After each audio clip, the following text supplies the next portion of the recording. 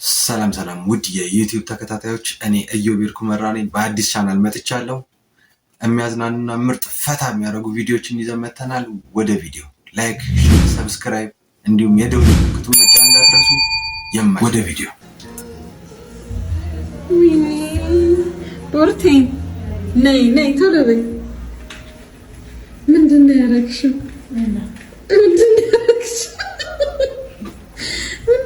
ለምንድን ነው እንደዚህ አድርገሽ የጠበቅሽኝ? ተጫወቱ ብዬሽ ነው። ነይ እንጫወታለን። ምን እንጫወትልሽ? እንደዚህ አይነት አጋዦች በጣም ቢበዙ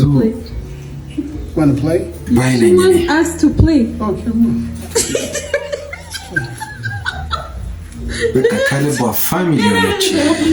አንዱ እንድስንልሽ እንደዚህ አድርገሽ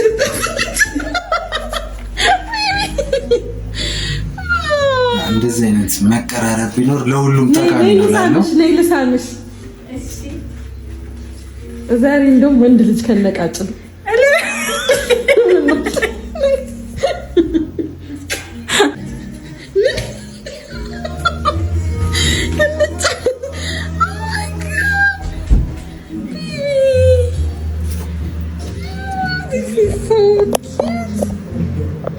We have wine, cake. Oh, wow. እኔ ያው በብዛት እንደዚህ አይነት መቀራረቦችን እደግፋለሁ። ኢትዮጵያ ውስጥ ስፖርተኛ መስታል ግን ልብ ያለው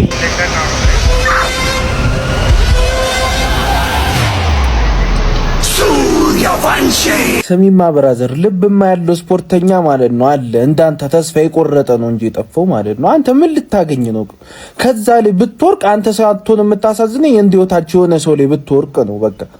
እንዴ ምን አይነት አስተሳ አንተ ነጮቹ እኮ የሆነ እኮ በቃ የሆነ የሚያገኙት ነገር እኮ አሁን አንተ እሺ እንደዛ ምንድነው ጥቅም? ሶስት ያቀ ቪዲዮ ለቀቀው ምንም እንግዲህ ህይወት ምን ተቀየረ? እንዴው ይዘው ባስገቡልኝ በዛው ድፍረቱን እኔ በጣም አደንቀዋለሁ። አንተ እስቲ የፈለክ ስፖርተኛ ብትሆን እስቲ ወጣ እንደሱ ሞክር። ግን ያው የሚመከር ነገር አይደለም። ከስፖርት ጋርም ይያዛል ብዬ አላስብም። ባይሆን ይሄ ትንሽ ከቡዲስት ጋር ምናምን የሚያያዝ ይመስለኛል። ለማንኛውም የሚመቸው ድፍረቱን አድንቀዋለሁ። ምን እየሰራሽ ነው? ምን እያቀረብኩ ነው? እዚህ ታፍታፍ ያለ ለምን ትሪ ላይ ብንበላሽ ያለ? እሺ ምን አይነት ኢየሱስ ክርስቶስ ያበደ ምሳ ያበደ ምሳ አራቤት ጌታ ቤት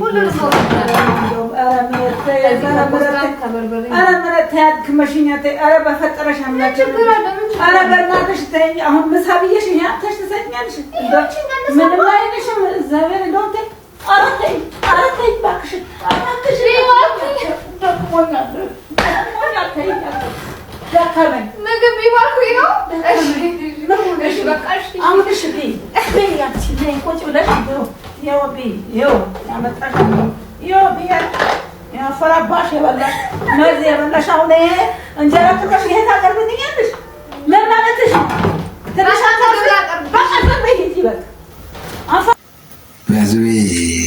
እንደዚህ አይነት ኢትዮጵያዊ እናቶች ይብዙልን። ግን ምህረት በጣም እያደከምሻቸው ነው። ግን ይመቻችሁ፣ ደስ ትላላችሁ። በውሳዳው በቃ ተጨቃጨቀ። እሱንም አችንም ትታሰራለህ። አንተ ማነህ እኔን በነፃ የምትወስድ? በቃ ትታሰራለህ። ማነህ እኔን ስፖንሰር የምታደርግ አንተ? አንተ ኤንጂ ሆነህ ዩኤን ነህ ዩኔስኮ ነህ በነፃ የምታሳፍረኝ አንተ? ዝም አንተ አልቀበል ስላልክ አችንም እንደሱ ትታሰራለህ። አንተ እሱንም አችንም ትታሰራለህ። ማነህ አንተ ለኔ የምትከፍል? አንተ ማነህ ለኔ የምትከፍል? አንተ ቢሊየነር ነህ? አንተም አልተባልክ ብሶተኛ። በስነ ስርዓት ንዳ። ህዝብ ይዘሃል።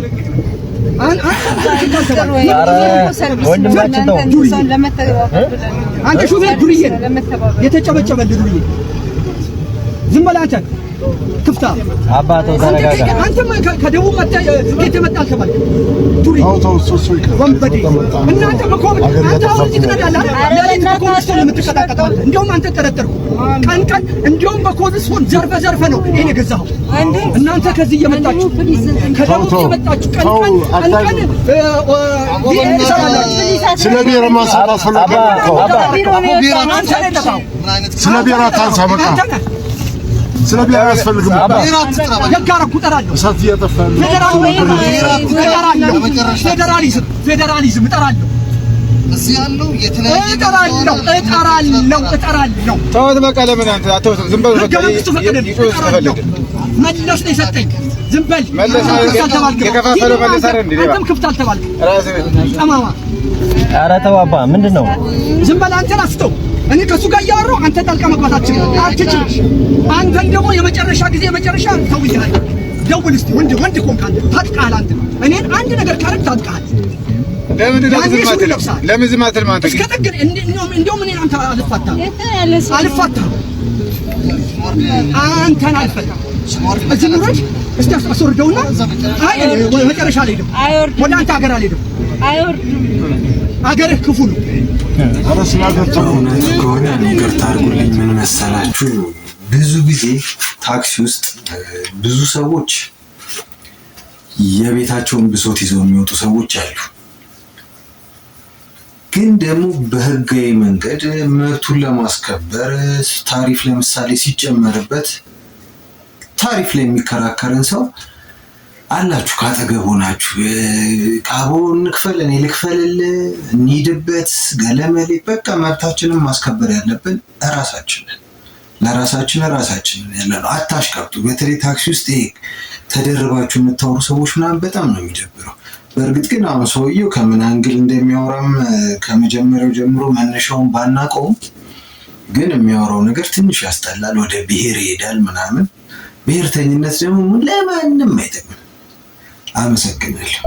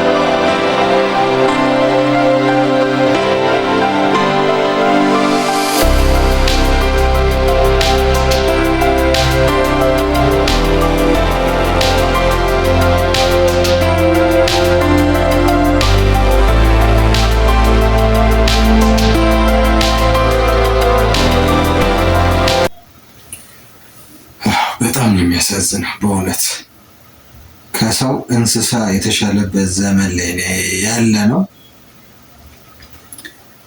እንግዲህ እንዳያችሁት ነው በጣም በቃ ፍቅራቸውን የሚገልጹበት መንገድ በጣም ያሳዝናል የኛዎቹ በሻርፕ ተሸፋፍነው እንለፈው እስቲ ለማንኛው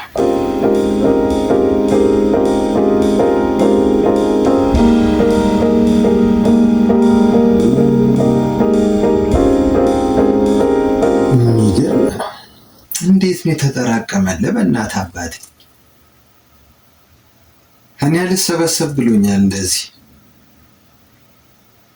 እንዴ ካሜራው የለ እንዴ አባቴ እንዳያዩ ማታ መተው ለማንኛውም ይመቻ አባቴ ሚስጥሩን ብትነግረን ግን አሪፍ ነው እስቲ የውጮቹን ደግሞ ነው የነዚህ ደግሞ ሐላል ጭኖል ይሄዳል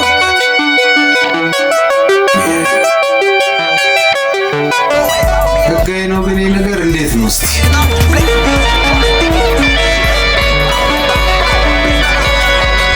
ይቻላል እንደዚህ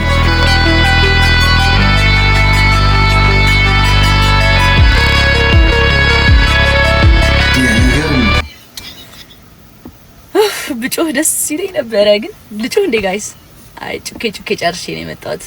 እሺ አሁን ደስታዬ ላካፍላችሁ ነው የመጣሁት። እግዚአብሔርን እኔ በጣም ደስ ብሎኛል ዛሬ። እኔ እንዴት እንደዋልኩኝ እኔ ነኝ የማውቀው እግዚአብሔርን እና ይህ አካውንት እንዲከፈት ላደረጋችሁ ብዙ በቃ የቲክቶክ ማህበረሰብ ነው ማለት ይቻላል ባጭሩ እና ሁላችሁም ተሳትፋችሁበት ነበርና እንዲከፈትልኝ ብዙዎቻችሁ በጣም ጥራችሁልኛል። በጣም አመሰግናለሁ። ቴንክ ዩ ሶ ማች። የምስጋና ቪዲዮ ነው በቃ ይሄ ማርያምን በጣም ነው የማመሰግነው እና ወዳችኋለሁ።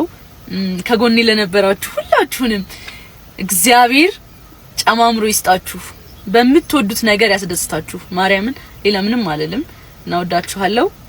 ጃኒ አካውንት ኢዝ ባክ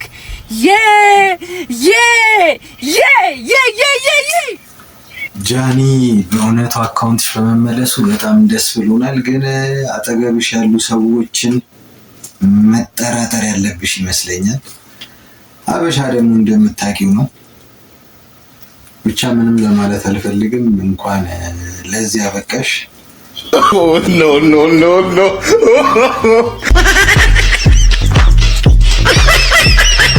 ዘይት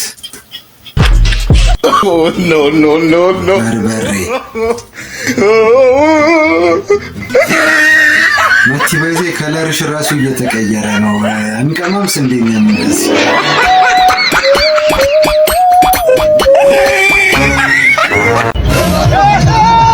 ቴክኖሎጂ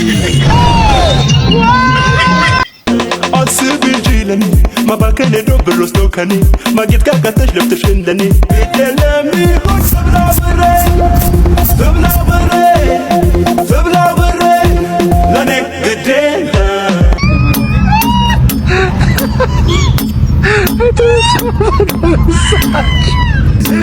የብዙ ቀን ሰራተኞችና ደሞዝተኞች ባህሪ ነው።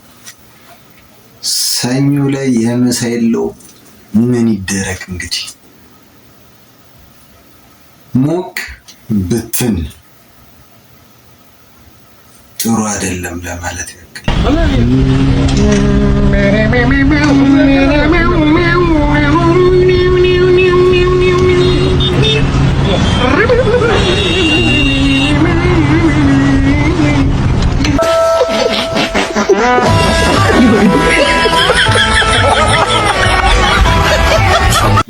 እኔ ባይዘው ህንድ ውስጥ እንዴት እንደሚሰሩት የሚሰሩት ነገር ራሱ ምን እንደሆነ ሊገባኝ አይችልም።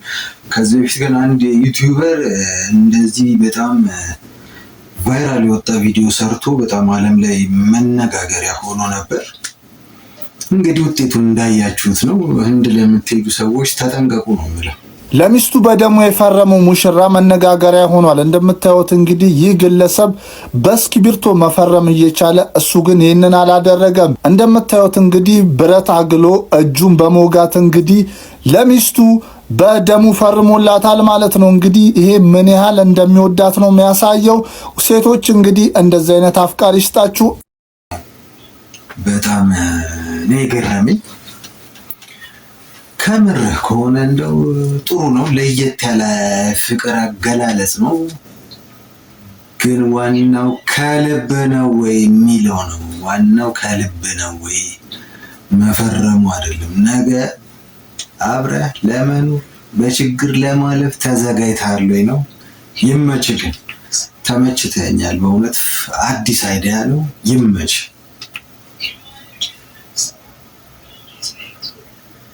ሂውማን ኤር ከየት እንደሚሰራ በደንብ ላሳያችሁ። ይሁት ዝም ብላችሁ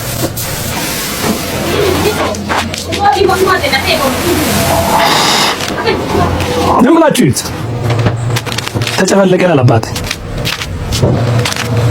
ተደቀቀ አለባት። ክር መሆን ጀምሯል። አሁን ተስፋ አለው። ወደ ተቀየረ ወደ ክር። እሺ ገባ ድጋሚ ማሽን ውስጥ። እሺ ኬሚካል ምናምን ተጨማመረበት። አሁን መስመር መያዝ ጀምሯል። ወደ ፀጉርነት እየተቀየረ ነው። እሺ መስመር አሃ ታጠበ አለባት። ረዙማ ሪል ፀጉር መጣ ገባ ኬሚካል ውስጥ። ቀለም ተቀየረ ወደ ቀለም። ጥቁርም አለ። እሺ አባሪ ፀጉር ተመረተ ይላል። አሁን ሪል ጸጉሩ መጀመሪያ ተተኮሰ። በቃ እሺ አቀጣጠል ይላል ጸጉሩ መጣ። እሺ አሁን እየተሰፋ ነው በል። እያንዳንዱን እስካን እያደረገ ነው በል። አጫጭሮቹን እየለቀመ ማለት መስመር ይዞታል በል። እሺ ጸጉር አሁን ምን ሊያደርጉ ነው? ይሄው ጭንቅላት ላይ ቁጭ አለ በል። አርቲፊሻል ጭንቅላት ተሰፋ ይላል አባቴ። ዝም ብላችሁ ይዩት። ሂማሊያን ሲባል ከሰው የመጣ እንዳይመስላችሁ ተሰራ ይባላል። እዚህ ጋር ዝም ብለሽ ጋር ጎል አባቴ ከነ ምናምን ነው ሰራ ከነ ግዛ ከነ ቅርጹ ከነ ምናምን ማጣች ነው ድርብ መጣች እየተቆሰላት ማለት አባት ራራ ጸጉር ይሄን ይመስላል ይላል። ጸጉር ቅርጹን ያዘ በለው። መጣች ድርብሽ ከበቦሽ መጣች። እሺ ብድቄ ተሰፋላል በደንብ በቃ ጽድት ጸጉር አባት ይሄው ጸጉር ቁጭ። ይሄ ስንት እንጂ ነው ጋይስ? እንጂ ምናምን የምትሉ ሴቶች ሲገርም እንጂ ስንት ነው? ይሄው እቺ የቤቲ ናት። እሺ የቤቲ እቺ የኤልዳና ናት። እቺ ለብዛዩ ለኤልዳና እንደ ብዛዩ እንደ ከበቦሽ እዚህ ነው ያለው። ሚሚ ታሸገ ይላል አባት። እሺ ከዛስ ፓክ ተደረገ ይላል አባት። እንዴ ፓክ መደራረጉ ራሱ ገራሚ ብራንድ ነው አባት። this is what we call human hair ተላከ ይላል። ታሸገ በክሪስታል ይሄው መጣልን። ይሄ ነው እንግዲህ ጭንቅላታችን ላይ ምን እንደምናረግ እንኳን አናውቅም። እንዴት እንደሚመጣ ከየት እንደሚመጣ አናውቀው። እንግዲህ እነን 100,000 ምናምን 200,000 ገዝተሽ የምታረጊው ሙሉ እስካባተሮች ይግቡ፣ ዶዘሩ ይግባና የመንገድ ስራው ቶሎ ተጠናክሮ እስከ ግንቦት ድረስ ማለቅ አለበት። አባን ወረፋ አለ። አንድ ሰው ብቻ አለ፣ ወረፋ የለም። እስኪ አስገቡ። አንዴ ቸኩዬ ነው። እሺ ችግር እና አፍጥነው ሙሉ ኮንቴነሮችም ቶሎ ይግቡ። ደግሞ ባለፈው ያልኩህን ላምቦርጊኒ እንዳትረሳ። በዚህ በቅርቡ ሰርግ አለኝና እዛ ለማጀቢያ ፈልገዋለሁ። አባባ ጫማና ዲና አውጣ አይክላሉ ያጥባሉ አውጥላሉ ያጥባሉ። ኦኬ ናየ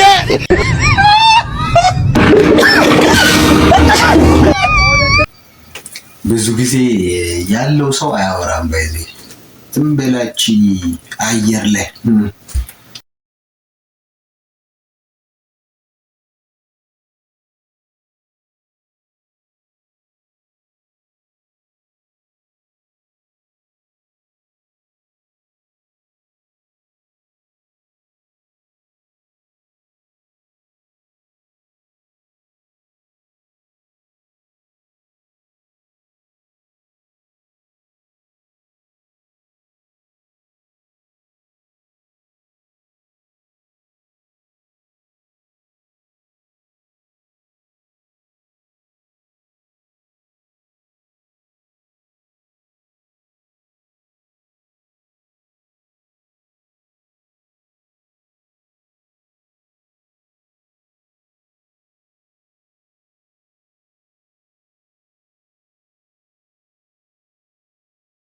እኔ ይቅርታ አድርጉልኝና አንዳንድ ጊዜ ሃይማኖተኛ የሚመስሉ ይሄ በሃይማኖት ውስጥ ተደብቀው የራሳቸውን የግል እንትን የሚያራምዱ ሰዎች በጣም ነው የሚገርሙኝ።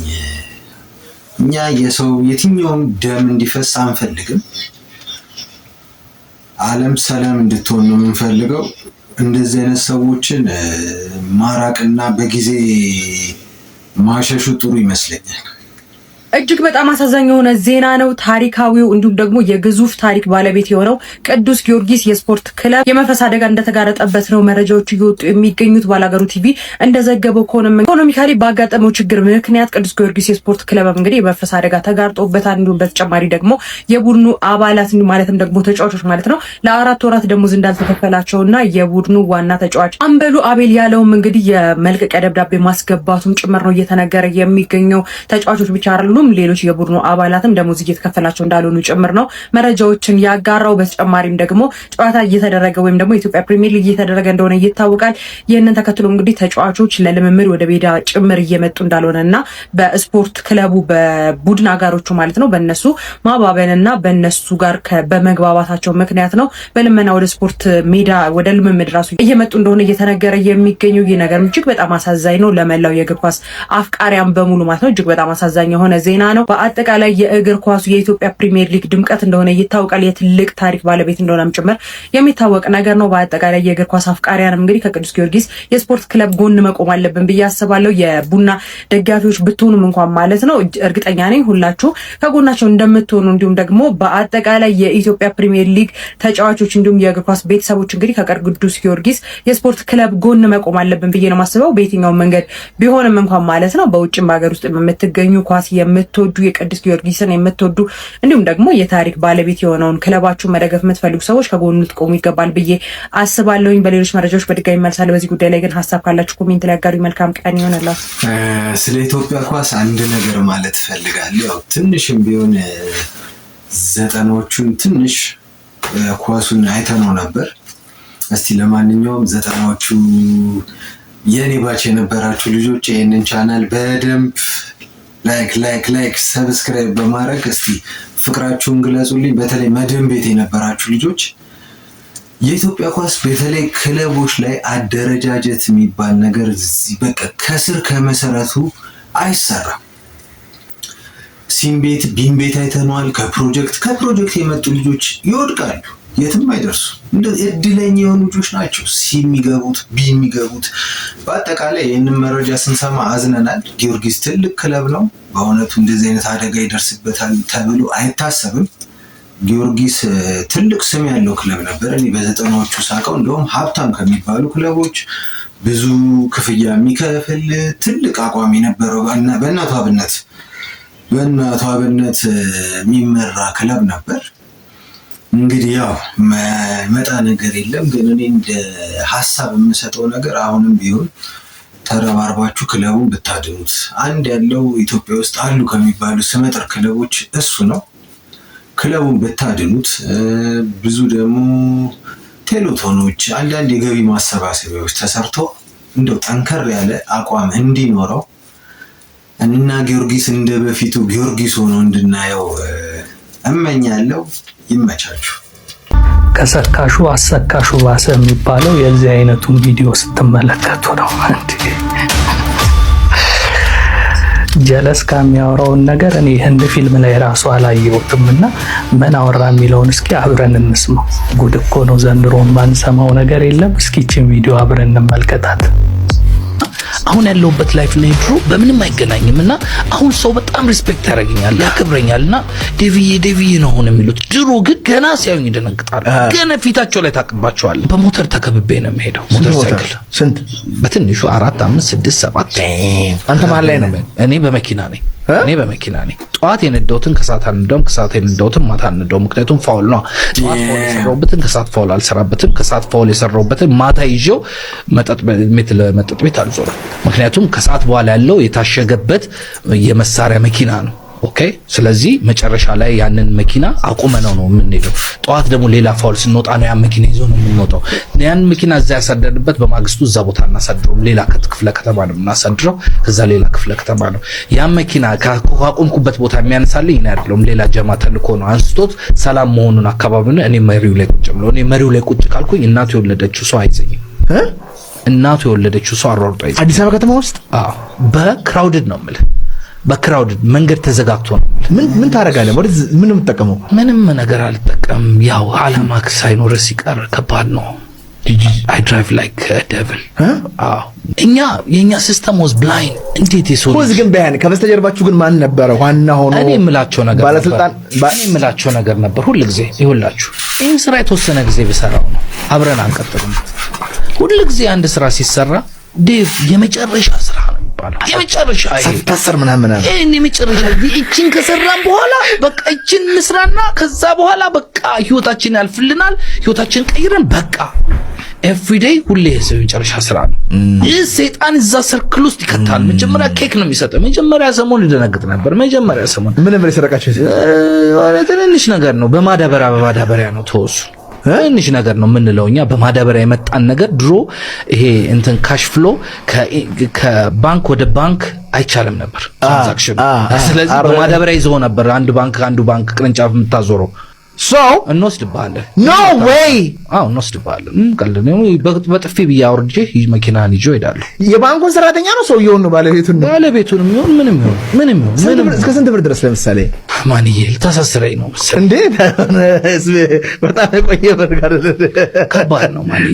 እንዲህ ማለት ሰው ግን እሺ በማዳበሪያ ብር ወስዳችሁ what do you do then? በቀላሉ የመጣ ብር በቀላሉ ነው የሚሄደው። አላማ የሌለው ብር ምንም ትርጉም የለውም። ዛሬ ስጸልይ እግዚአብሔር ሆይ ገንዘብ ስጠኝ ብዬ እኔ በህይወት ዘመን ጸልዬ አላውቅም። ምክንያቱም እግዚአብሔር የሰጠኝ ፖቴንሻል wrong place and wrong time እያዋልኩት ነው የኖርኩት። ግን ላይክ ከክለብ ነው የምትወጡት? ታሽሽ ነው የምትገዙት? መሳሪያ ነው? እሺ የዛን ጊዜ ትንሽ ብር ኮነች ማንዬ። እሷን እኮ ማንም ይገዛታል? ማን እሷ እኮ ብር እኮ ለማሪያው ነው ነው ሌላም ላይክ ማይታወቁ ብዙ ርካሽ ናቸው። ብዙ ርካሽ ኮነ የዛን ጊዜ። እኛ እኮ በፌስታል ነው የምንከፋፈለው። ሊትራሊ እንደዚህ ብዬ ማውራት ማለት ነው ሰው እንዲጠላኝ ያደርጋል። ገብቷል? ሰው ባይዘው ለሚተሉት ምን ይባላል መሰለህ? ገብቷል? አልሰማም ፖሊስ ቢመጣ አልሰማም አልኩ። ይኸውልህ የሆነ ነገር ተደርጎ የሆነ ሰው ተያዘብን። እሺ ተያዘብን። ከዛ ሲያዝ ቀጥታ እኔ ጋር ወይ ተባልኩ። ዴቭ ጃማው እንደዚህ ሆኖ ተያዘ። የት በምን እንደዚህ ሆኖ የት እዚህ ቦታ መጣው ስልኩን ሊቀሙን ነው አሉ። ዝም ብለህ በሩ ይታያል አሉ። አዎ ልክ በሩ ላይ ስደርስ ውጣ። በሩ ላይ ስደርስ ውጣ። ከዛ ልቤን ያውቁታል። ከዛ ደረሱ። ታርጋዬን አጠፍኩኝ። በሩ ላይ ቀጥ ብዬ ወደ ኋላ ገባሁ። ከዛ የማይገባበት ቦታ ነው የገባሁት። which is ብዙ መሳሪያ አለ። ሰው ተዘናግቶላቸዋል። ልክ ሲያይን ካቴና ገብቶላቸዋል። ልክ ሲያይን ተንደርድሮ ሲመጡ ብድግ ብሎ መከላሸ ቆም ሲል መስኮቴን ነው ያወረድኩት። ምክንያቱም በር ከፍቶ እስኪገቡ እንደ አምባሳደር አይሆንማ ጨዋታው። ወደ ላይ ነው መጀመሪያ የማስጠንቀቂያ። እሺ ዘሎ በመስኮት ገቡ። ነዳውት ሰነደው ሲወጣ ክራውድድ ነው። ጋጭቸው በዚህ በቀሰል ዝግ ነው፣ በዚህ በቀሰል ዝግ ነው። በእግረኛ ላይ ማንን ማይሰማ የጥይት ሩምታ ገብቷል። ላይፍ ኦፍ አ ጋንግስተር አይጠቅምም። ይኸውልህ ጓደኛዬን አጥቼዋለሁ። ላይፍ ኦፍ አ ጋንግስተር ሞት በጥይት ነው የሞተው። ማለት ፖሊሶች ናቸው የገደሉት መኪና ውስጥ። ኦኬ እና ህይወትን ሞትን አንፈራም ነበር። አንድ ቀን እንደሞት ነው I was definitely sure እኔ ዴስቲኔሽን እንደሌለኝ አውቀው ነበር። ኮንሺየስ ነበራችሁ ስለሞት ምናምን ታወሩ ነበር? እዚህ አሁን ዘፈን ቅርብ ጊዜ ወጥቷል። ያ ቪዲዮ ላይ ነግሬሃለሁ አይደል? መጨረሻዬም ጨለማ ነው ማንንም አልፈራም ምናምን። that was my life። ዋው ቶታ ጸልይ ነበር። እግዚአብሔር ሆይ if this is the last day ይቅር በለኝ ኃጢአቴን። እዛ እንትን ውስጥ ሆነ በቃ if this is the ምክንያቱም every day was the last day። yes ሪሊ ታወራላችሁ? ወርዘ ምንድነው እዛ አይነት ነገር ውስጥ ሆናችሁ? ከሚገርም ነገር ሆል የአዲስ አበባ ጀማ ዋና የሚባሉት ምን ይሉኝ ነበር? ዴቭ አልጸለይክም እንዴ ዛሬ ይሉኛል የሆነ ነገር ላይ ሲመጡ። አዎ ምክንያቱም every day was the last day። ምክንያቱም እኛም ታጥቀን ነው የምንወጣው። የሚጠብቀንም ግድ ይፋውል ነው የትጥቅ ፋውል ነው የሚጠብቀን። ስለዚህ it was the last day። አንደኛችን ስንጎዳ it was okay። ሁለተኛው ሲሞት it was okay። ሶስተኛው 18 ዓመት ሲፈረድበት it was okay። አንደኛው 15 ዓመት ሲያዝ ሲፈረድ it was okay። አንደኛው ደግሞ በእንትኑን አካለ ስንኩል በጥይት ተመቶ አካለ ስንኩል ሲሆን it was okay። you are next። wow እቆጥራለሁ I'm next። የሆነ day is my next። I live my life like every day was the last። እኔ እንጃ እኔ የማላውቀው ሀገር ውስጥ ነው እንደ እየኖርኩ የነበረው ምናምን በጣም ራሴን እየተጠራጠርኩት ነው ምናምን። አባቴ ምንድነው ይሁንም ምናምን በል ይሄንን እዛው ኮካልተሽ እንዴ ለምን የዳሪ ስልክ አንሺ የዳሪ ስልክ አታብጂኮ ሄሎ ሰላም ስልክ አድርጎ ሄሎ ተማለ አይላ አላነሳም ሄሎ አንድ ወለ እግዚአብሔር ይመስገን። ማነሽ አንቺ? ልጅ ነኛ ማን መስላለሁ? አንቺ ማለውን ይቀርታ ከመሸ የልጆቹ እናት አራት ሳስተሻሪ እናት ይቅርታ አድርግልኝ። አዎ ልክ ነሽ። የኔ እናት ስሟ እንደዛ ነው። የማን 3 ልጆች እንደየቀለሽ ነው እንዴ እናት? ምን ማለት ነው? 3 ልጆች አለኝ ምናምን እንትዩ እኔ አውሪኛ 3 ልጅ አለኝ። በማን በጋሺ ነው ማን ነው የሚባለው? አሳሳች ነገር ናት። ተኔ በፊት ሆና ተኔ ሆና አዳምጣለን ጠይቃት። እሺ ተኔ በፊት ነው ሶስት ልጆች አሉ እኮ ተኔ በፊት ነው። አዳምጪኝ እኔ ተኔ በፊት ነው እንዴ ታውቂያለሽ? ከስቷንች በፊት እንደሆነ እኔ ጥያቄ መልሽ። ተኔ በፊት ተሆነ ቋንዴ እና ተኔ በፊት ተሆነ አያገባኝም። እንዴት አያገባሽም? ሳይነግርሽ እንዴት እኛ እስከ ዛሬ እንዴት እህት የለን እንዴ? አያገባኝም። ተኔ በኋላ ተሆነ አይደለም። ዝጊ ቆይ አንዴ መልሰን እንደውልሻለን። ስሚ ቆይ ልንገርሽ፣ ከአንቺ በፊት ቢሆንም እኮ ባለቤቴ ልጅ አለኝ ከዚህ በፊት ብሎ መንገር ነበረብሽ። ስለዚህ ጠይቂያት። ወንድሞች ነው ያሉን እህቶች ነው ያሉን፣ ጠይቂያት። አባታቂያለሽ ማለት እኮ ነው። እንዴት ነው ያውቃለሁ? ከኔ በፊት ነው አልሽ እኮ። ስለዚህ ወንድሽ ተውናቷና ደግሞ ዘላኩላት። እኔ ምሳሌ ያልኩሽ ተኔ በፊት አያገባኝም። ተኔ በኋላ ባለቤቴ ያለው አሳሳች ናት። ጆሮሽ የዘጎብሽ አይደለ? አሳሳች ናት እቺ። አልሳተችው ልክ ናት እንዴ? አንቺ ምን ነገር አለ እንዴ? አንቺ ማቃላሽኝ እኮ አቃላልኩሽ እንዴ? ተኔ በፊት ነው ተባላ። ወንዶች ናቸው ሴቶች ናቸው? ሁለት ወንድ አንድ ሴት። ወንድ ያሳጣሽ። እኔ ምን ስሚ?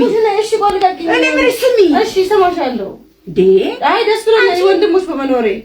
አንቺ በጣም ደስ የባል ነገር የታውቂዋለሽ። ባለቤቴ እንደዚህ አያረግም አያረግም። ቆይ አንዴ ማሺ አሳስብሻለሁ። ሁለት ወንድሞቼን እወዳቸዋለሁ። ነገርኩሽ። እናቴ ሁለት ወንድ ልጆች አሳስብሻለሁ። አራኩ ደሞዟን ክፈሏት እንዴ ሌላ ሶስት ልጆች አሉኝ አለች። ምን ላድርግ ታዲያ እንዴ እኔ እንትን ያልኳት እንዴ አንቺ ደሞዟን ጋሼ እንደዚህ ነገር ያደርጋል? አንቺ ማልሽ እኮ ከኔ በፊት ያቃላልሽ ከኔ በፊት ያቃላል አያደርገውም። አመሳሰል ከኔ በፊት አያደርገውም። አምነዋለሁ።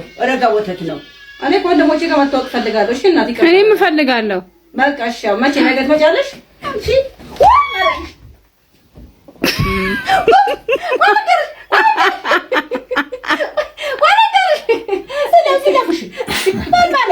እና ልታወቃቸው ሁሉ ወንድሞች አይደሉ እንጂ አንቺ ተፈሽኝ ነው የምትፈልጊ? ወላ መተፈተሽ ተተወዘሽ 7,000 ብር አለኝ አለች እኮ። ይመቻቸው። ማዘር በጣም ደስ ያሉኝ ነገር በጣም በሰል ያለ አስተያየት ነው የሰጡት። በእርግጥ ብዙ ሰዎች አሁን እንደዚህ አይነት ነገር ሲሰሙ ቶሎ የሚቀየሙ ነው የሚመስለኝ። የሆነ ቶሎ ይናደዳሉ፣ ቶሎ አልሆነ ነገር ነው የሚወስኑት። ማዘር ግን ከኔ በፊት ከሆነ ችግር የለውም ባይነግረኝም እያሉ ነው። በቃ እንዴ ከዛ በኋላ በፊት ለሆነ ነገር ብዙም አያሳስብም እያሉ ነው። ትንሽ በሰል ያለ አስተሳሰብ ይመስለኛል። ለሁሉም ትምህርት የሚሆን ይመስለኛል። What is your gender?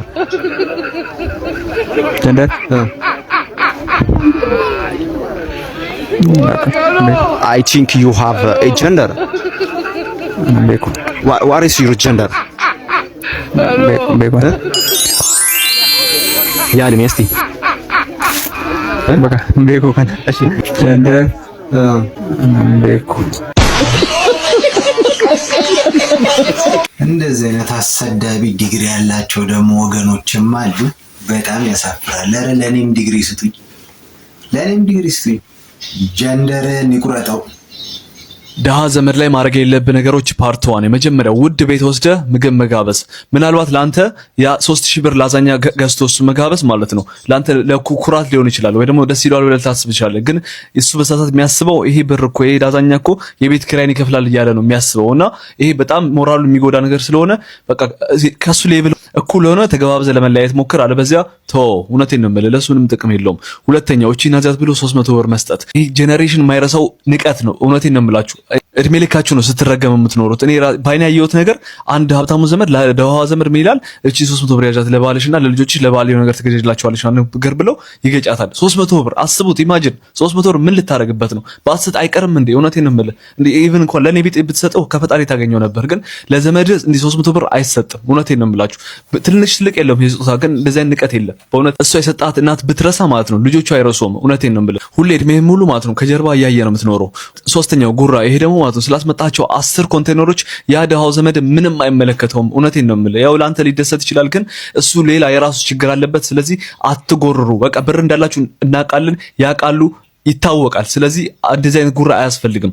አራተኛው ስለ ድህነቱ ማውራት እንደዚህ እንትን እኮ ቸግሯል ነገር እያልክ አታስታውሰው። እንደዚህ ቸግረው ያውቃል እኮ እውነት ባያውቀው ኖሮ እንደዚህ ሃምብል ሆኖ አይኖርም፣ ደግሞ ራሱን ችሎ ጥጉን ይዞ አይኖርም ነበር። ስለዚህ ስለ ድህነቱ አታስታውሰው፣ ስለ ቤት ኪራዩ አታስታውሰው። ሶስት በቂ ችግር ስላለበት ማለት ነው። የመጨረሻው ልስጥህ ብሎ መጠየቅ። ከሰጠህ ስጥ፣ ካልሰጠህ ደግሞ አትስጥ። እንደዚህ መርዳት ከፈለክ እርዳ እንጂ አይጠየቅም እንደዚህ አይነት ነገር። ፈጣሪ ራሱ ልስጥ ብሎ አይደለም የሚሰጠው። ስለዚህ እናንተም እንደዚህ ልስጥ እያላችሁ አትጠይቁ። እንደዚህ ሀብታም ከሆናችሁ ብር ካለ የምትሰጠው ብር ካለ ስጥ በቃ። ካልሆነ ግን አትጠይቅ። እንዲህ አትስጠኝ እንዲል ነው ወይ ስጠኝ እንዲል ነው አይባል። ብቻ ፓርቱ የምትፈልጉ ሆነ ፎሎ ማለት እንዳትረሱ። ሌትስ ኮፒ ሳውት በጣም እንደዚህ በቃ በገንዘባችሁ የምትመጻደቁ ሰዎች የሆነ ቦታ ቀጥራችሁት በቃ ፊልም ምናምን የምትሰሩ ሰዎች አላችሁ።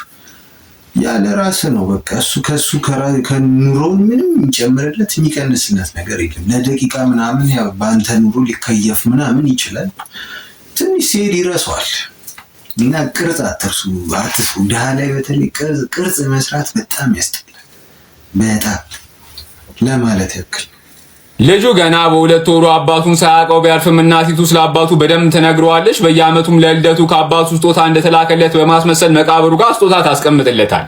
ልጁም ስጦታውን አንስቶ ከፍቶ በመደሰት የአባቱን ፎቶ እየሳመ ሲያመሰግን ታይቷል። እናቲቱ መልካም አባት እንደነበረው እንዲያውቅና ስለሱም የሚያወራው ነገር እንዲኖር ያደረገችበት መንገድ ብዙዎችን አሳዝኖ መነጋገሪያ ሆኗል። እስኪ እናንተ ስለዚህችን እና ድርጊት እንዴት አያችሁት? ሀሳባችሁን ኮሜንት ላይ አስቀምጡ። የምትገርም እናት ነች በእውነት። አንዳንድ ጊዜ የሆነ አሁን እኮ በቃ ልጁ ላይ ምን አይነት እንትን እንደምትፈጥር አስቡት። በቃ ቢያንስ ይሄ ልጅ የፈለገ ቢሆን አባቱን ባያቆም የሚኖረው ስለ አባቱ የሚኖረው እንትን የሚገርም ነው በእውነቱ። እንደዚህ አይነት እናቶች ይብዙልን እላለሁ።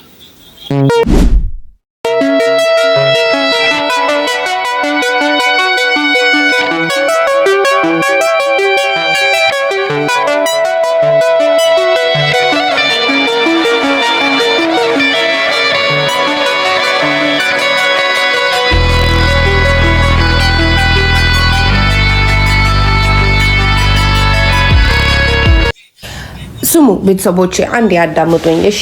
እኔ ችሎታዬን አውቃለሁ። ገብታችኋል? ያው አማርኛው የምችልበት ነገሮች አውቃለሁ፣ የማልችልበት ነገሮችም አውቃለሁ። የማልችልበት ነገር ጸጉር ነው። ኦኬ እኔ እንደዛ አይነት ቺኮቹን ጸጉር መስራት፣ ዊግ፣ ሌስ ዳውን፣ ሹሩባ፣ ቁጥርጥር ይሄ የ4 ሰዓት የሚፈጅ ምናምን አልችልም። እኔ ጸጉሬ ከርሊ ሄር ያለኝ ፍሪዝ ያለኝ እሱን በደንብ እችለዋለሁ እያልኳችሁ ነው። ኦኬ but if you ask me ጸጉርሽን ፔስት አድርጊው እንደዚህ ስታይል አድርጊው ምናምን ብትሉኝ አልችልም። እኔ ብር አለኝ። ብሬ ለፕሮፌሽናሎቹ መስጠት ነው የምፈልገውና እነሱ ይስሩኝ። ስራም ቢዝነስም ያላቸው እኔ እንዲሰሩኝ ነው። እሺ እኔ በሴትነቴ ጸጉር አልችልም። በምግብ እችላለሁ፣ በንጽህና በምናምን በቴኬር በባል እችላለሁ። ጸጉር ግን አልችልም። የማልችልበት ነገር ነው። እኔ አቅሜን አውቃለሁ። እኔ ብሬን መስጠት ብቻ ነው ፈልገው። እሺ ሶ ፕሊዝ አይ ዶንት ዋንት ዩ ጋይስ ቱ ጃጅ አታርጉኝ። ግን ሁሉም ሰው ጸጉር መስራት አይችልም። አሁን ጸጉሬ መስራት ስላለብኝ ነው። እኔ ለምን አትላጩም ታዲያ እናቴ? ካልሆነ ደግሞ ቱ እያሉ መሰራት እንትንሽም አለ ባለመቶሽ ሂውማን ሄር መበደር ከዚህ ያበቃል። በል መበደር ያበቃል። መበደር በችግር መመላለስ ያበቃል።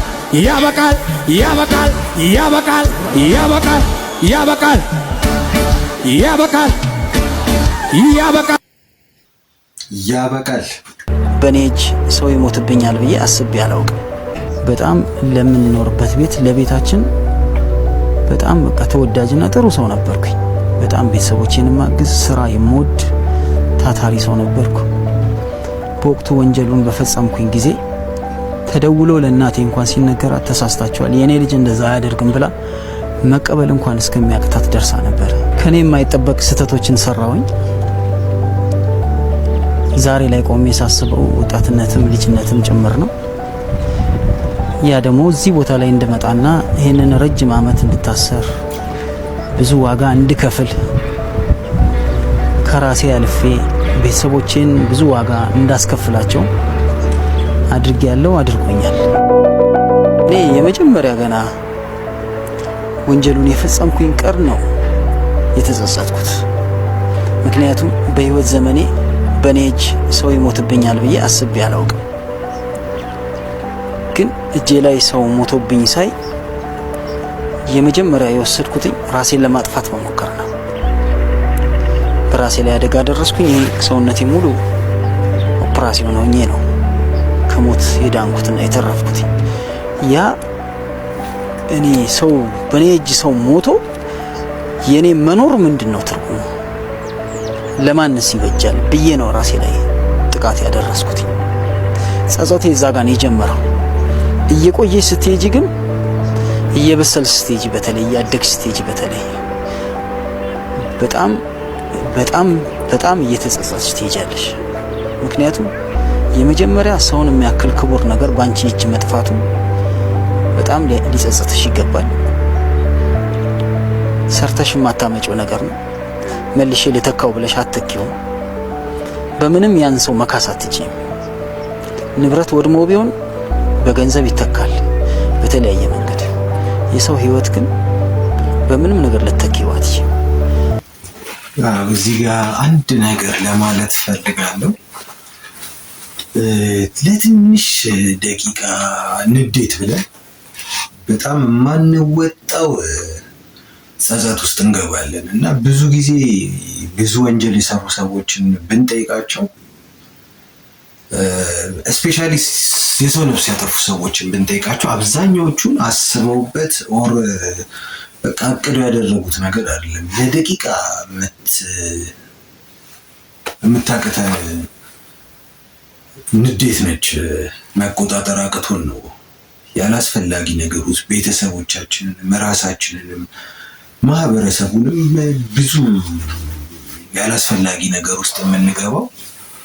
ብዙ ጊዜ ከእንደዚህ አይነት ሰዎች መራቅ በቃ ማለት እኔ አሁን በዚህ ዘመን ከሰው ጋር ካልተስማማ መራቅ በቃ ያ ሰው ተቀራርበ የማትስማማ ከሆነ መራቅን የመሰለ ነገር የለም ብዬ አስባለሁ። ለምን በዚህ ዘመን ብዙ ሰዎች ከሰው ጋር ተግባብቶ መኖር ራሱ በጣም አስቸጋሪ የሆነበት ዘመን ነው። ስለዚህ በቃ ፐርሰናሊቲን ጠብቆ በአግባቡ የራስን ክብር ጠብቆ ከዛ ደግሞ ላፊ ማትመቻች ከሆነ በቃ መለየት ነው።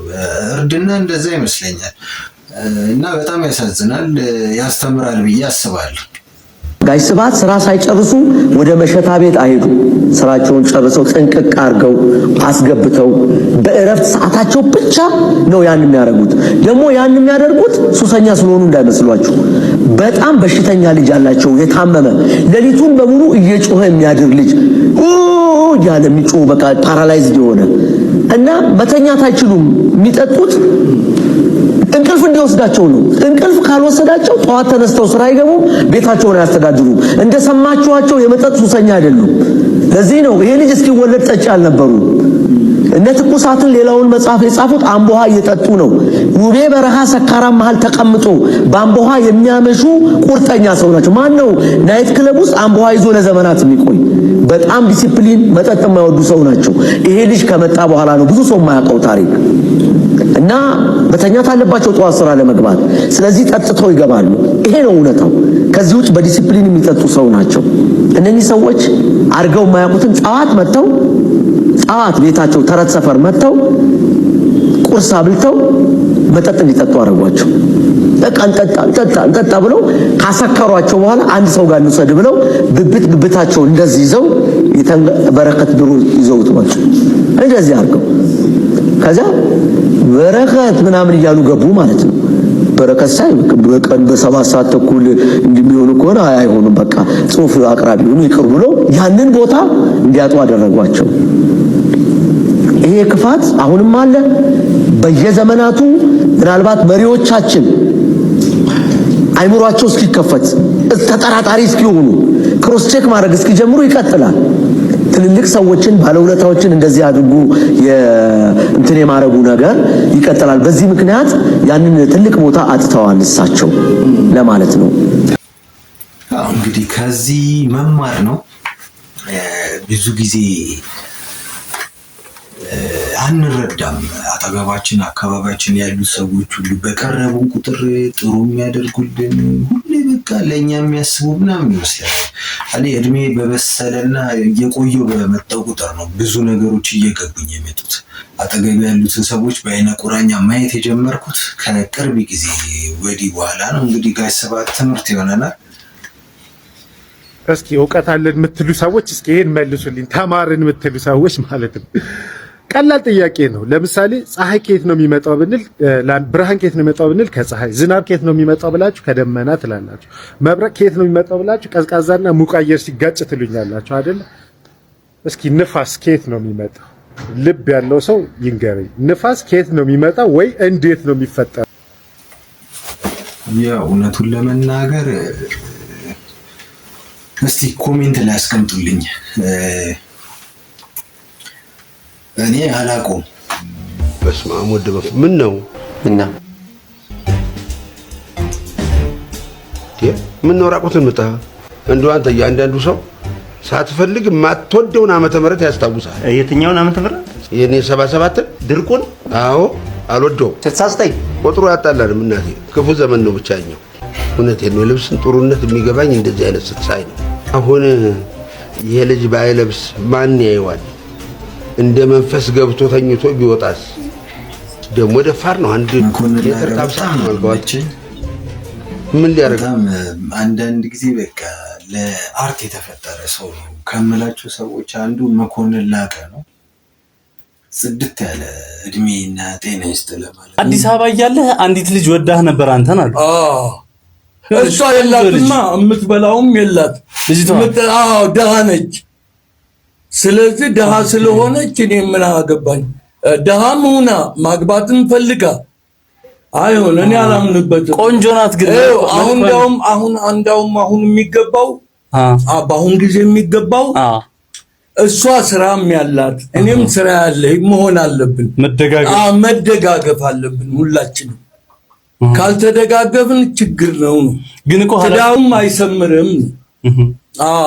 እንደዛ ነው። ግን ኃላፊነቱ የወንድ ልጅ ነው። ወንድ ልጅ ነው ሰርቶ ወንድ ልጅ ማስተዳደር ያለበት። ችግር የሚገኘው ገንዘብ ያን ያህል ስላልሆነ ብዬ ነው። ባይሲመች እኔ እንደው በጣም ባይስ ትመቸኛለህ። በቃ ማለት የምትሰጣቸው አስተያየቶች ምናምን በጣም ነው የሚገርመኝ። በዚህ ዘመን ደግሞ ካልተጋገዙ ይከብዳል።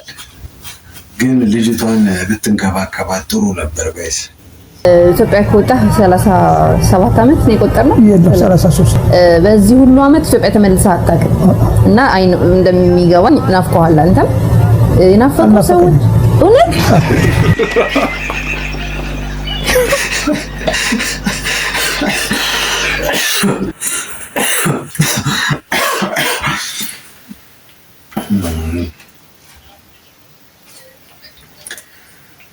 እኔ ባይዘዌ እዚህ ላይ ምንም ማለት አልፈልግም፣ ግን እንደው ጋዜጠኞች አንዳንድ ጊዜ በቃ የሆነ እንትን ባትሉ ጥሩ ነው። በቃ ከዛ ሰውዬ ይምጣ የሆነ ነገር መጠየቅ የምትፈልጊውን ነገር ጠይቂ እንጂ የሆነ እንደ ራስሽ አርገሽ የሆነ የእሱን ስሜት በቃ ራስሽ እንደምታውቂው አርገሽ መናገር፣ ይሄ ነው ትርፉ።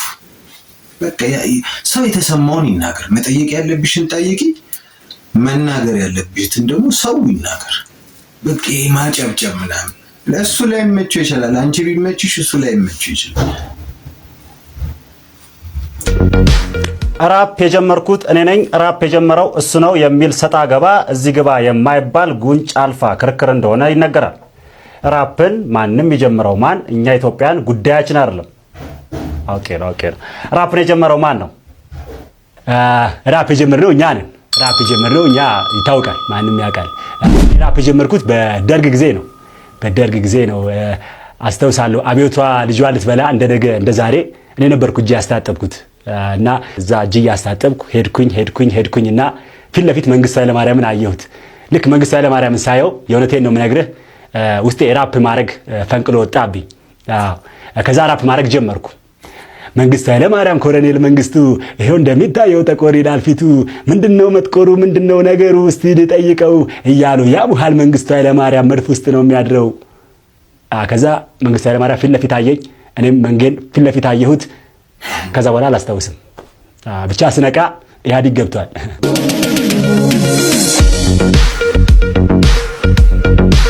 ራፕ የጀመርነው ማኛ ነን። ግልጽ እኮ ጀመርኩ አይደል? ታገኛለህ እኮ ሲሰለፉ እኛ ምን ጀመርነው እኛ ማንም ጀመረው መቼ ነበር ቦሌ ያኔ ለማንኛውም እኔ ማለት የምፈልገው ራፕ ልጅ ሚካኤል ኪንጋችሁ ይመስለኛል። በተረፈ ግን እኔ ነኝ የጥንቱ ዘፋኞች መንግስተ ሰማያትን አይወርሱም የሚለው እንዳትረሱ ለማለት መድኃኒቱ እተኩስብሃለሁ። እንግዲህ ጸብ አለኝ ብሎ የሚነገረው ሰይፉ ላይ ከልጅ ሚካኤል ጋር ነው። ግን ዘፈን ላይ የኔ ስም ነው የተጠራው። እንደውም ስሜን ጠርቶ ስሜን እንዳረፍተ ነገር ነው አክቹሊ የተጠቀመው እንደ ትርጉም እንዳለው ቃል አላጎበድድም ዝና እንደሱ ሲያምረኝ ብሎ አለፈው። እንደዛ ቢል ዝም ል ነበር። ከዛ ተዘፈንገና የሆነ ሰው ጋር ሳወራ ምናምን ሰው ስም አውጥቶልሃል። እዛ ጋር አንዴ ደግሞ ሰው ከያዘው ይዟል። ሻሼ ትባላል ሚዜው ምናምን አጎዳጁ ምናምን ነገር ካልፈለግከው አርፈ መቀመጥ ከፈለግከው ደግሞ እንደዚህ አብረን ተያይዘንም ገደል ይገባል። ቤቱ ቀና ነገር ስለሌላት ቀና ልብ ስለሌላት እና እሱን ለማገዝ ፈቃደኛ ስላልሆነች ነው ያልታከመው እዛ እንጂ መታከም ይችል ነበር እዛ። ከዛ ዞሮ ምን ተባለ? እኔ በአጋጣሚ እንግዲህ በዙሪያው ብዙ ሰው ነው ነፃነት ታውቃለህና በጣም በዙሪያው ብዙ ሰው አለ፣ ጓደኛ የሚላል አብሮት ብዙ ሰው ነው የሚውለው እና መጨረሻ ላይ ግን ህንድ መታከም አለበት የሚል ጫና ተፈጠረ። መጨረሻ ላይ እኔ ተመረጥኩኝ። ወንድሙ አወያዩኝ፣ ደውለው ጠየቁኝ። ምን ችግር አለው ለወንድሜ እና ሊቨር ያስፈልገዋል ጉበት ያስፈልገዋል ተባለ። በዛ ጉዳይ ላይ እኔ ምርመራ አደረግን። ማነው አደራ ሆስፒታል። ከዛ አጠቃላይ ያለውን ፕሮሰስ እኔ እሱ እህቴ ሆነን ነው ኢሚግሬሽን እስከ ህንድ ኤምባሲ ድረስ ያለውን አጠቃላይ ሂደት አብረን ጨረስን። መጨረሻ ላይ እኔ ያው ጉበት ልሰጠው ካስፈለገው በቃ ያስፈልገዋል ተብሎ በቃ እኔ ምርመራ አደረኩኝ። ሙሉ ቼክአፕ ተደረገን። እዛው ጥቁር አንበሳ ሄደን ተፈራረምን። እነዚህ ፕሮፌሰሮች ነበሩ፣ ዶክተሮች ሶስት ሆነው ተቀመጠ። ጥያቄ ጠየቁን። ከዛ በኋላ ተፈራረምን። ወንድሜ ስለምወደውና በህይወት እንዲኖር ስለምፈልግ እሰጠዋለሁ ብዬ እኔ ፈረሙ። ከዛ ተያይዘን ህንድ ሄደን ማለት ነው እንደ 40 ቀን በህክምና አብረን ቆይንና ህንድ ያልታከመበት አንዱ አሜሪካን ሀገር መታከም ይቻላል ያልታከመበት አንዱ ምክንያት ምንድነው? የባለቤቱ አልተረዳችውም፣ ፈቃደኛ አልነበረችም። ለምንድን ነው ፈቃደኛ ያልሆነችው ባለቤቱ? ይህንን ጉዳይ በደንብ እናወራበታለን፣ እንድናወራበትም እንፈልጋለሁ። እናንተ እንደ ቤተሰብ እንደ ቅርብ ቤተሰብ የምታውቁት ነገር ካለ ብታካፍሉን። አይ ይሄ ባይነሳ ጥሩ ነው ካላችሁ ደግሞ መዝለል እንችላለን። ግን ፈቃደኞች ከሆናችሁ ብታካፍሉን ደስ የሚለን ነገር። የምታውቁት ነገር ነበር ወይ? ምንድን ነበር? ፈቃደኛ አይደለችም ማለት በራሱ ምን ማለት ነው?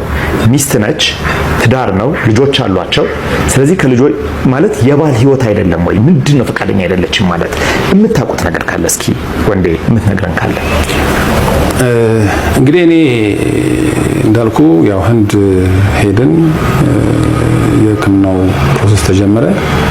40 ቀን ነው እየተቀመጥነው። እኔ በ40 ቀን ውስጥ በጣም ብዙ ነገር ነው ያወራነው።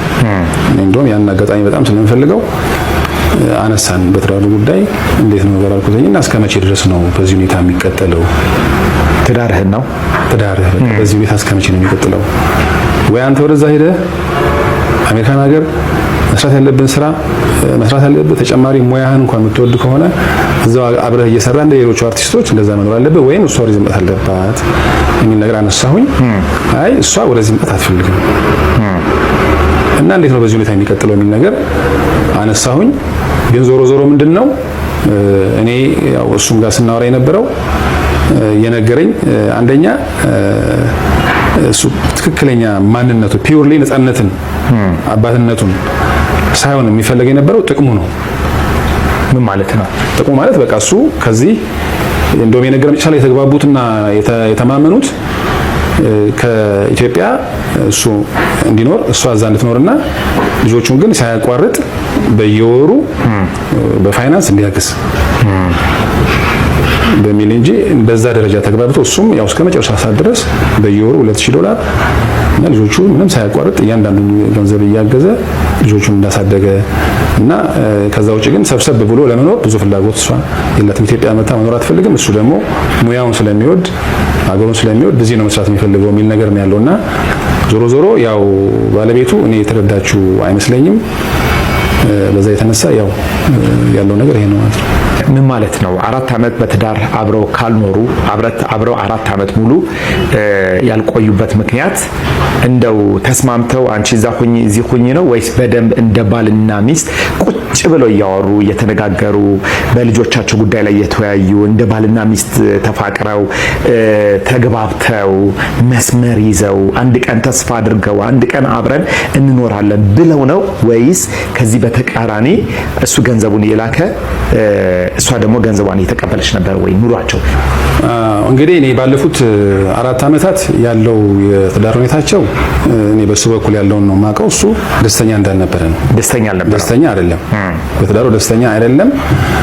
አንድ ላይ ይኖራሉ የሚል ተስፋም የለም እና መጨረሻ ላይ እሱም እንደነገረኝ ከሆነ የተግባቡት ኢትዮጵያ በሙያው እየሰራ ልጆቹን እንዲያሳድግ በፋይናንስ ሰፖርት እንዲያደርጋቸው ተግባብቶ እሷም እዛ ልጆቿን ቴክ ኬር ያደረገች እንደምትኖር ነው የተግባቡት እንጂ አንድ ቀን ተሰብስበን ወይ ኢትዮጵያ ወይ አሜሪካ አብረን በጋራ ልጆችን እናሳድጋለን የሚል ነገር አንድም ቀን ብሎኛ ያውቅ የላቸውም ነበር። ስለዚህ 4 ዓመት እኔ በጣም በእርግጠኝነት መናገር የምችለው ያው በወረቀት ደረጃ ተዳሩ ያለው እንጂ ህይወት ያለው እሱ ደስተኛ የሚያደርገው ነገር የለም። ባይዘይ በዛም እዚህም ከአማቹ ጋር ሲኖር የነበረው ህይወት አጠቃላይ ጥሩ ያልነበረ ነው። ከተዳሩ ጋር ያለው ነገር 4 ዓመት ትክክል ያልነበረና ወደፊትም ተስፋ ያለው ያልነበረ አብሮ ለመኖር ብዙ በተለይ በሷ በኩል ብዙም ፕላንም እቅድም የላትም የሚል ነገር ነው ያለኝ። 4 ዓመት ከአማቹ ጋራ ማንንም እንዳታምኑ ማንንም ማለት ነው። ያ ደግሞ ህዝቡን አላልኩም ተመልካቹን አላልኩም በዙሪያችሁ በአካባቢያችሁ ያለውን በዚህ በሙያ ውስጥ ያለው ነገር እኛ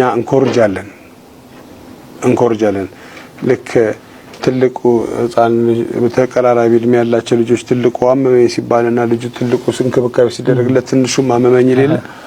እንደዛ አይነት ባህሪ ስላለን በእኛ ሙያ ውስጥ ከራሳችሁ በቀር ሌላ ሰው እንዳታምኑ። ስለ እውነት ለማውራት በመጀመሪያ ደረጃ በዚህ ሰዓት አንድ ግር ያለኝ ነገር ምንድነው?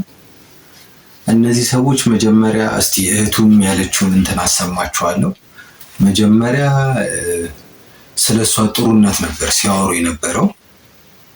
አሁን ደግሞ ይሄ ከ80ው ጋር ተያይዞ የሆነ 3 ሚሊዮን ብር ለ80ው እርዳታ ተሰብስቧል። ከዛ በፊት ደግሞ ወደ $90,000 ምናምን ለልጆቹ ድጎማ እንዲሆን ተብሎ ተሰብስቧል።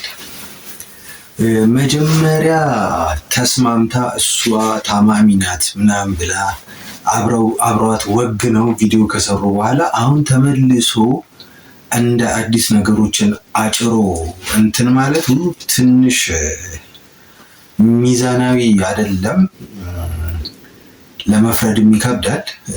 ሌላው ደግሞ እስቲ የእህቱን አልገባኝም። ባለቤቱና ልጆቹ ነፂ ወደ ህንድ ሊሄድ ሲል መተው ነበር እና ሚስቱ አሜሪካዊት ነች። የአሜሪካ ቪዛ አሜሪካዊት ሆና ወደ ህንድ ለመግባት ኦን አራይቫል ነው ማለት ቪዛ መጠየቅ ምናምን የሚያስፈልጋት አይመስለኝም። ሶ አብሬው ሄጄ ላስታመው የሚል ነገር አልነበረም። እኔ ስጠይቀው አብሬ ልሄድ አላለችም ስለው አይ አላለችኝም ማለት እና መታ ነበር እሷ። እዚህ ነበረች፣ እኛ እዛ ሆነን ማለት ነው። የሚገርም ነገር በጣም የሚያስቅ ነገር ነው። ይበሳጫል። እኔ ሌሊት ነው የምነሳው፣ እኔና እሱ ሌሊት ነው የምንነሳው። ሌሊት እንነሳለን፣ አብረን ወክ እናደርጋለን ረጅም ሰዓት እና ያሳየኛል ቤቶች። ይሄ ቤት 44 ሚሊዮን ብር ተባለ እና እኔ 20 ሚሊዮን ላርግ አንተ 20 ሚሊዮን ተበደርና እሱ ተበድሮ ለሕክምና ሄደው ማለት ነው። እና ይሄን ቤት እንግዛው ምን ታስባለህ? ስለ ህመሙ ሳይሆን ስለ ቤት ነበር የምታወራው ያልሽኝ ነው? እሷ እንደዛ ነች የምትል የነበረው። ከዛ በቃ እናደዳለን አልነገርንም። በጣም እንዴ ምን አይነት ህይወት ውስጥ ነው የገባኸው? ምን ያልኩት እኔ ምን አይነት ህይወት ውስጥ እንዴት በቃ ሰው አንተን ማስታመም ሲገባት አሁን አንተ እንደዛ በብድር ውስጥ ሆነ እያወቅ ከዛ አሁን የመጡበትንም ራሱ ገና ብር ይጠይቁኛል ምናምን እያለ ማለት እሱ አሁን ችግሩ የነበረው የብር ችግር ነበር። የመጡበትን ብር ይጠይቁኛል ማለት ምን ማለት ነው? እነሱ ቀድመው ነው የቆረጡት ቲኬቱን ማለት ነው። እሺ ማን ይቆረጣላቸው? ራሳቸው ቆርጠው እናትና ልጆች መጡ። እሺ መጡ። ከእንደገና ብሩንም አሁን ገና መጣን በቃ ራሳችን መጣን አሉት ማለት ነው። እየመጣን እየቆረጥን ነው ገና እየቆረጥን ነው ብላኛለች ምናምን ብሎ ተጨነቀ ማለት ነው። በቃ የራሷ ጉዳይም ቸገረ ካለች ትምጣ ብትመጣ ትምጣ ምን አስጨነቀ እንደው ልጆችን በዛው ታያለ አልኩት ማለት ነው። ከዛ መጣች። እዛው እንደሆነን ግን ቤቶች ነበር ስትልክለት የነበረው። ከዛ ከቤት አልወጣንም እንደዚህ ያለን እንደዚህ ሆነን ቤቢን ምን አለው አስናናቸው አለው ማለት ነው። ቤቢ ማን ነው? ዘመዳቸው ነው የሆነ እንደ አብረውን ያደጉት ዘመድ ነን ወንድም ነን እኛ አናውቅም ብዙም ስለዚህ ጉዳይ ላይ ግን ልጁ መልካም ልብ አለው ግን እዛ እንደ ዘመድ ምናምን ነው የሚተያዩት ሁሉም እዛ ጋር ያሉት እንደ ዘመድ ነው የሚተያዩት። እና የሚገርምህ እኛ ኢንፎርሜሽን ይደርሰናል እሱ እዛ ህንድ ሆኖ እነሱ እየተዝናኑ እንደነበር እንሰማለን። ግን ቤት ውስጥ ለሱ የምትነግረው ደብሮናል ምናምን አያነሳም። እንደው አንሳ አውራ አንድ ቀን እንደው መጣለው ስትል አይ አንሳ አሁን እንደገና መሳፈሪያ ምናምን እዚህ ደግሞ መዝናኛ ያስፈልጋል እኛ እንዳቀማችን እየኖርን ነው እዚህ ምናምን ብየዋለሁ እኔ እዛው እንደሆናችሁ እዛ እንደሆነን ግን በብዛት የምትለው የነበረው ያን ነው። ምክንያቱም አልፈልግህም መጽሐፍህንና ቡትቶን ከዛ ቤት ይዘህ ውጣ ብላ አለችኝ ብሎ ለኔ መጀመሪያ ነገረኝ። እንግዲህ እንደሰማነው ነው። እኔ አሁን በዚህ ላይ ብዙ ነገር ባልል ደስ ይለኛል፣ ግን በዚህ ሰዓት አሁን ልጁ እንግዲህ አርፏል። ለነፃነት ምንም የሚጠቅመው ነገር የለም። በዚህ ሰዓት መጥቶ ግን እንደዚህ በድለውታል እንደዚህ ብሎ ያን ያህል ዲቴል ነገሮችን ማውራት ምንድን ነው ጥቅሙ? ማን ነው ተጠቃሚ? አሁን ከዚህ ማን ነው ተጠቃሚ? ሚስቱ በድለው ነው? ገለመሌ ጓደኛው ነው? ለማን ነው የሚጠቅመው? እና ይዛችሁበት የመጣችሁት አንግል እኔ እናንተንም ለመውቀስ አይደለም ያኛውንም ጥፋተኛ የኛውንም ጥፋተኛ ለማለት ሳይሆን በዚህ ሰዓት ግን ይህንን ወሬ ይዞ መምጣት ለነፃነት ምንድን ነው የሚጠቅመው? ለምን ማለት ምንድን ነው ጥቅሙ? እና አንዳንድ ጊዜ ቆም ብለን ብናስብ ብዬ አስባለሁ። ይሄ ለማናችሁም ለሚስትየውም አይጠቅምም ለእናንተም አይጠቅምም። በእርግጥ እንዳላችሁት በሱ ስም እንዳይለመን አንዳንድ ፕሮግራሞቹን በቃ እሱን ደግሞ በኮሚቴዎች ዘንድ ያለውን ዲቴይል ነገር አስቀምጣችሁ ብር እንዲሰበሰብ በሱ ስም አንፈልግም። ከዛ ውጭ ደግሞ ያሉትን ፕሮግራሞች የ80ው ፕሮግራም በዚህኛ በምንፈልገው እስኬጁል ይሄድልን ብሎ ማለት እያለ ያን ያህል ዲቴይል ነገሩ ውስጥ ገብቶ መቀበጣጠር፣ ስለ ሚስቱ ማውራት፣ ስለ ጓደኞቹ ማውራት። በእርግጥ ጓደኞቹ ሊያጠፉ ይችላሉ። እኔ ለምሳሌ አሁን ጓደኞቹ ላይ ማልቀበለው ነገር አለ። ለምሳሌ በእርግጥ አንድ ሱሰኛ በሱስ የተያዘ ሰው ኦር ራሱን በአንድ ነገር መርሳት የሚፈልግ ሰው የፈለገ ነገር ቢሆን ጓደኛ የፈለገ ተጽዕኖ ቢያደርግ ያስተዋል ብዬ አላምንም። ግን ደግሞ አትሊስት አብረው ተቀምጦ አጋዥ ከመሆን ቢርቁትና ያንን ቢያደርግ አትሊስት አብሮ አጋዥ ከመሆን ቢለዩት ባይነኝ። በዛ ሰዓት ለምሳሌ እያወቁ ሲጠጣ እኔ ለምሳሌ ጓደኛ አትጠጣ እለዋለሁ። በሕክምና ረገድ የተከለከለው ነገር ቢሆን እያየው ግን የሚጠጣ ከሆነ ትቶ መሄድ ነው፣ ተጠያቂም ላለመሆን። ዋናው ደግሞ እንግዲህ የሚያውቀው እግዚአብሔር ነው። እሱ ነው የፈጠረው፣ የወሰደው እሱ ነው። ማንንም ሰበብ ማድረግ የለብንም ብዬ አስባለሁ። ነፃነትን በጣም የምንወደው የምናከብረው አርቲስት ነው። ብቻ ለሁላችንም አይጠቅምም። ስለዚህ ነገሩን በአጭር ብትቋጩ ስላለው አመሰግናለሁ። ውድ የቻናል ተከታታዮች ቪዲዮ ከተመቻችሁ ላይክ፣ ሼር፣ ሰብስክራይብ ማድረግ እንዳትረሱ። የደወል ምልክቷንም ተጫኑ። ኮሜንታችሁንም አስቀምጡልን። ፒስ